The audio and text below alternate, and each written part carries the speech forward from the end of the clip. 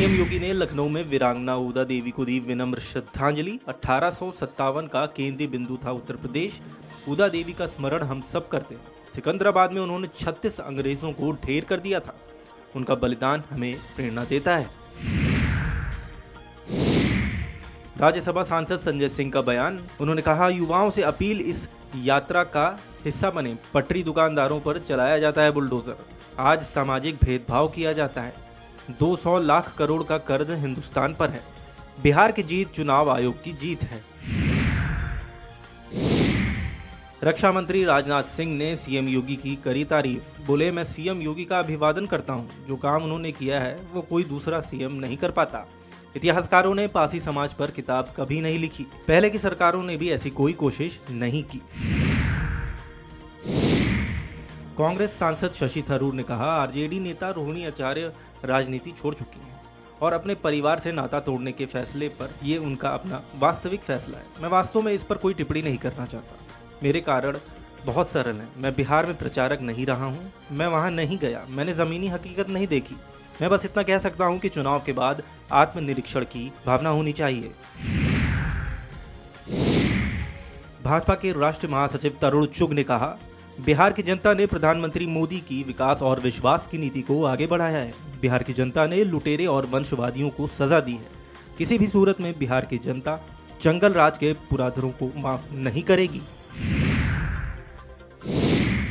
कर्मचारियों को मिलेगा आराम का हक। शोरूम दुकानों के कर्मचारी कर सकेंगे आराम। यूपी श्रम एवं सेवायोजन विभाग ने जारी किया निर्देश। कर्मचारियों के आराम का समय अनिवार्य किया गया। हर आधे घंटे में 2 से 5 मिनट तक आराम देने का निर्देश। कर्मचारियों के लिए कुर्सी स्टूल उपलब्ध करवाना अनिवार्य। आइसक्रीम से लेकर दूध तक सेहत के लिए खतरनाक। 50% से ज्यादा सैंपल हुए फेल। अनसेफ के मामले में कोर्ट में वाद किया गया दायर। एडीएम कोर्ट से लगाया गया जुर्माना। जनपद में मिलावटखोरों का बढ़ रहा है दायरा। समाजवादी पार्टी के सांसद अवधेश प्रसाद ने कहा, बिहार का चुनाव लोकतंत्र पर हमला है। लोकतंत्र पैसे के बल पर खरीदा गया है। एक तरफ चुनाव आयोग चुनाव घोषित करता है और प्रदेश में आचार संहिता लागू होती है। महिलाओं के खाते में 10-10 हजार रुपए दे दिए जाते हैं। ये चुनाव आयोग की आचार संहिता का उल्लंघन है। इस पर चुनाव आयोग ने कुछ नहीं किया। ये लोकतंत्र के लिए खतरे की घंटी है। काशी के 28 दवा कारोबारियों के खिलाफ केस। 100 करोड़ की प्रतिबंधित कफ सिरप खरीदी बेची गई। नशे वाली कफ सिरप की खरीद बिक्री की गई। गिरोह के सरगना शुभम जायसवाल पर केस हुआ दर्ज। शुभम, उसके पिता भोला जायसवाल पर भी केस किया गया दर्ज। काशी के ही 93 मेडिकल स्टोर के नाम पर खरीदी बेची गई हैं दवाइयां। लालू प्रसाद की बेटी रोहिणी आचार्य का नया पोस्ट। लिखा, एक बेटी एक बहन को जलील किया गया। मुझे मारने के लिए चप्पल उठाई गई। आत्मसम्मान से समझौता नहीं किया। मजबूरी में माँ बाप को छोड़ आई। मुझे अनाथ बना दिया गया है। मुझसे मेरा मायका छुड़वाया गया। आप सब मेरे रास्ते कभी ना चलें। किसी घर में रोहिणी जैसी बेटी बहन नहीं पैदा होनी चाहिए। नोएडा में आईजीएल कर्मी बन रिटायर्ड कर्नल से की गई 30 लाख रुपयों की ठगी। कनेक्शन कटने के नाम पर एपी के फाइल भेजी गई। सेक्टर 28 निवासी से एपी के फाइल भेजकर की गई ठगी। रिटायर्ड कर्नल ने साइबर क्राइम पुलिस को दी शिकायत। भाजपा नेता सैयद शहनवाज हुसैन ने कहा, आरजेडी प्रमुख लालू यादव की बेटी उन्हें छोड़ गई हैं। आरजेडी ने पहले भी तेज प्रताप यादव को अपने परिवार से अलग कर दिया था। अब रोहिणी आचार्य ने कहा कि उन्हें पार्टी से अलग कर दिया गया है। यह उनका पारिवारिक मामला है, लेकिन यह काफी दुखद है।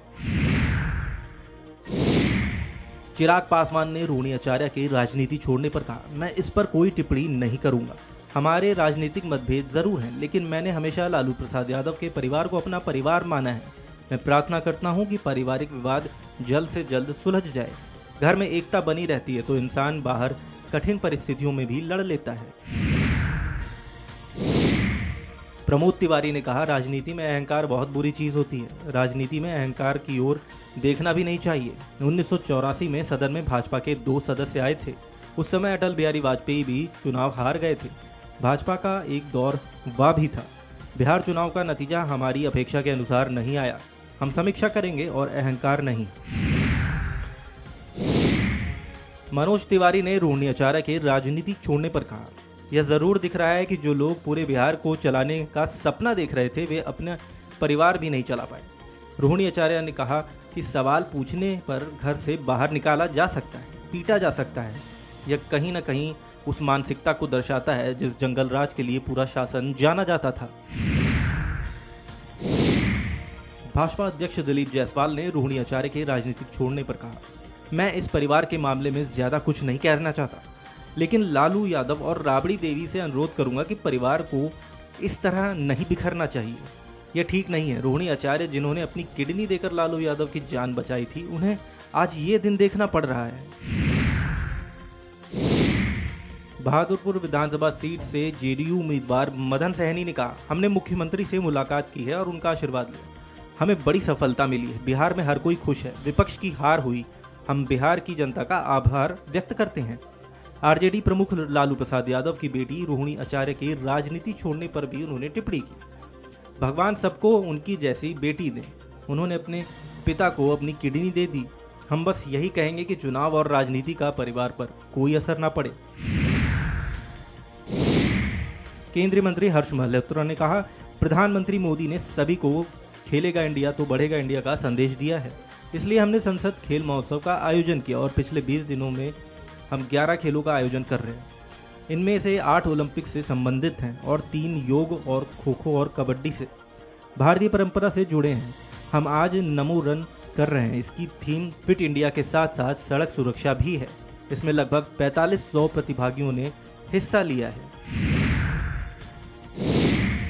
एचएएम के प्रवक्ता अध्यक्ष संतोष कुमार रोहिणी आचार्य पर बोले, ये उनका अंदरूनी मामला है। कहते हैं बुरे वक्त में अपने ही साथ छोड़ देते हैं और जब महत्वाकांक्षा हावी हो जाए तो परिवार में भी कलह होती है। जनता ने जो जनादेश दिया है उसे सभी को स्वीकार करना चाहिए। सपा प्रवक्ता राकेश प्रजापति ने बदायूं में प्रेस कॉन्फ्रेंस में कहा, बिहार चुनाव के परिणामों को कोई स्वीकार नहीं कर रहा। यूपी में 2027 में समाजवादी पार्टी की ही सरकार बनने जा रही है। यहाँ परिवर्तन जरूर होगा।